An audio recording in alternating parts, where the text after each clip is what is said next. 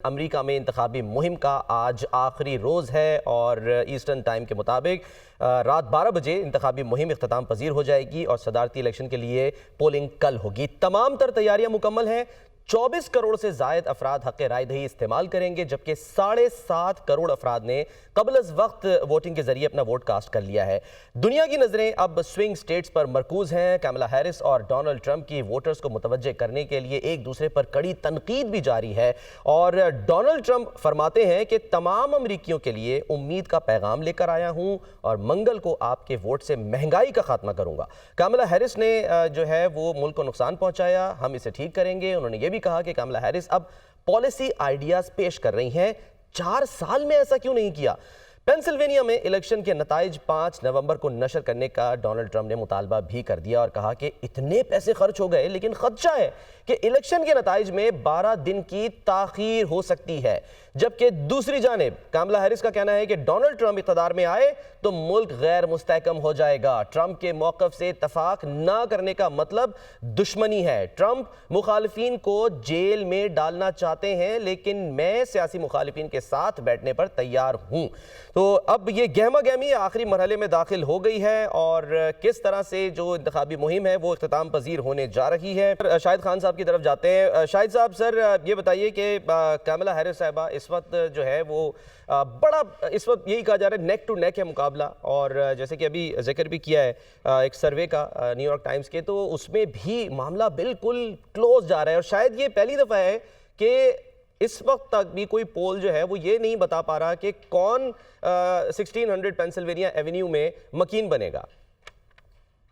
बहुत शुक्रिया and good morning from Michigan. मैं इस वक्त आपको ये बताना चाह रहा हूँ कि पोल्स वाकई बिल्कुल वेरी टाइट पोल्स।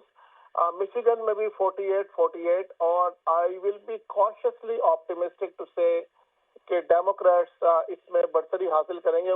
मेरे कहने की वजह सिर्फ ये है क्योंकि 79 मिलियन लोग अभी तक वोट दे चुके हैं मेल इन बैलेट से और अर्ली वोटिंग से, और उन इस वोटिंग में 10% ज्यादा वुमेन है, तो जिससे एक तासुर ये है कि ज्यादा वुमेन वोट दे रही हैं और वो फेवर करता है कमला हैरिस को।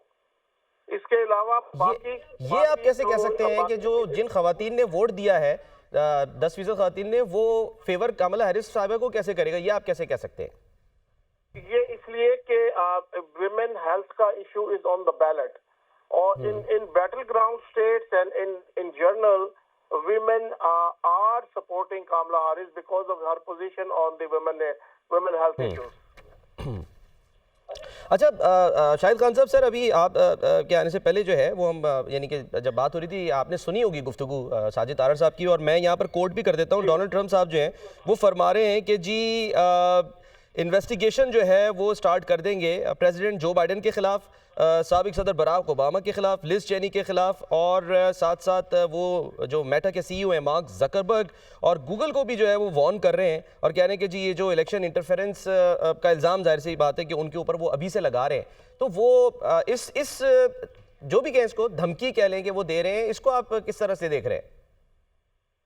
बहुत ही अनयूजुअल स्टेटमेंट्स हैं डोनाल्ड ट्रंप की इस इलेक्शन में, और ये एक सर्वे के मुताबिक ये इनको जब से इन पर वो अटैक हुआ था, अनफॉर्चुनेट सिचुएशन हुई इनके साथ पेंसिल्वेनिया में, कुछ लोगों का ख्याल है इनको वो सम मेंटल हेल्थ इश्यूज हो गए हैं, PTSD टाइप, जिसकी वजह से ये बड़े इरेटिक किस्म के बयान दे रहे हैं जिनकी कोई सेंस नहीं बनती। अमेरिकन सिस्टम ऐसे नहीं चलता, इसे almost like a full proof system. Voting का अमल जो है इसे सेक्रेड सिटीजनशिप एक्ट, और इसमें तो इस किस्म की बात करना तो बड़ा अजीब और गरीब लगता है, और ये एक स्टेट पर नहीं है, इनकी मिलती जुलती इरेटिक स्टेटमेंट्स आजकल आप सुन रहे होंगे बहुत ज्यादा। बिल्कुल। अच्छा शाहिद साहब साथ ही रहिएगा, ये सवाल कर लेते हैं ना सर। शाहिद साहब, एक तो ज़ाहिर इन्फ्लेशन का जिक्र किया, पाकिस्तान में तो सर हमें बड़ी अच्छी खबर मिली कि क्योंकि इन्फ्लेशन भी कम हुई है तो जो शरह सूद है उसमें भी 2.5% कमी कर दी गई है। यहाँ तो बड़ी अच्छी यानी कि तरफ जो है वो हम ये कह सकते हैं कि मामला जा रहे हैं।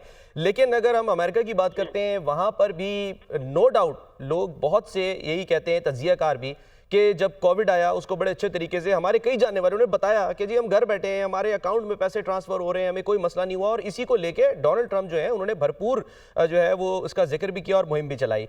अब जो कमला हैरिस साहिबा हैं वो जैसे कि अभी फरमा रहे थे शाहिद तारड़ साहब, क्या वो एग्जैक्टली वो तमाम पॉलिसीज को फॉलो करेंगी जो बाइडेन जो लेके चल रहे हैं, या फिर आपको लगता है कि नहीं थोड़ी बहुत कोई तब्दीली की जरूरत है मौजूदा और आने वाले हालात को देखते हुए? देखिए, सबसे पहले तो ये देखिए ना, federal reserve is an independent institution, उसका पॉलिटिक्स से कोई ताल्लुक नहीं होता। तो इस वक्त अमेरिका में जॉबलेस रेटिंग सबसे कम है। हिस्टोरिकली भी आप देखें तो अमेरिका में जॉबलेस रेटिंग सबसे कम है। और उसमें आप ये देखिए कि जो जो इन्फ्लेशन है वो भी कम हो रही है। ऑफ कोर्स इन्फ्लेशन तो पूरी दुनिया में एक मसला था पोस्ट कोविड, लेकिन अमेरिका में इन्फ्लेशन भी कम हो रही है, जॉबलेस रेटिंग कम हो रही है, economy is growing, economy at its peak if you compare it with in the historical perspective। तो वो इकोनॉमी को जो मेरा ख्याल है डेमोक्रेट्स को इस स्ट्रेंथ को अपनी ज्यादा हाईलाइट करना चाहिए, लेकिन वो स्ट्रेंथ को हाईलाइट कर नहीं पा रहे क्योंकि there are so many issues on ground. और ये बात इसमें सही है कि इन्फ्लेशन की वजह से अमेरिका में महंगाई पिछले सालों में कुछ ज्यादा हुई है, लेकिन अगेन वो it's a world wide phenomenon. अब वो इन्फ्लेशन कम हो रही है और लोगों को जॉब्स का अब ये कि less than 4% people are out of job, तो लेस देन 4% लोग तो वैसे ही काम नहीं करते। तो इसमें सिचुएशन तो इकोनॉमी की बहुत बेहतर हो रही है। और again like I said before, federal reserve is a very private institution, private means non political institution, तो वो किसी पार्टी को या किसी पर्सन को फेवर नहीं करता। तो जो स्टैट्स आप देखोगे वो फैक्चुअल होंगे। ठीक है। अच्छा, आमिर सुल्तान साहब, सर जो अभी साजिद तारड़ साहब भी बात कर रहे थे कि वन पार्टी रूल की तरफ जो है वो मामला जा रहा है, आप इस बात से एग्री करते हैं? आपको भी ये खदशात जो है वो नजर आ रहे हैं? जा नहीं रहा है। अच्छा। न्यूयॉर्क, कैलिफोर्निया, शिकागो, ये सब वन पार्टी रूल है। गवर्नर सारे डेमोक्रेट्स हैं, उनके नीचे जितने लोग हैं, अगर रिपब्लिकन्स हैं भी तो उनकी कोई राइट्स ही नहीं है because there majority is not there legislator में। तो ये वन पार्टी रूल है। New York party rule, California, Chicago, ये सब वन पार्टी रूल है। सिर्फ कांग्रेस है रिपब्लिकन के पास, सेनेट और असेंबली फ्लिप होने का चांस है इंशाल्लाह, और प्रेसिडेंसी भी फ्लिप हो जाएगी, आप देख लीजिएगा बहुत जल्दी। देखें, वन पार्टी से हो क्या रहा है, कंट्री जो डिवाइड है वो इसीलिए है बिकॉज आधे जो लोग हैं, ऑलमोस्ट आधे जो लोग हैं, उनकी भी तो एक क्वालिटी ऑफ लाइफ है ना। They want to lead a life in a way they want to lead a life. Then there is other set of people, वो चाहते हैं वो जिंदगी ऐसे गुजारे जैसे वो गुजारना चाहते हैं। अब वो वन पार्टी रूल से नुकसान ये हो रहा है कि जो एक साइड है जो पावर में है, वो सब अपनी खुशी के लिए या जो उनको सूट करता है वो सारे लॉज इंप्लीमेंट करते जा रहे हैं। So ठीक है। ये एक बहुत बड़ा प्रॉब्लम है। Quality of life is suffering for half of the country. ठीक है सर, हमने आप साथ ही रहिएगा।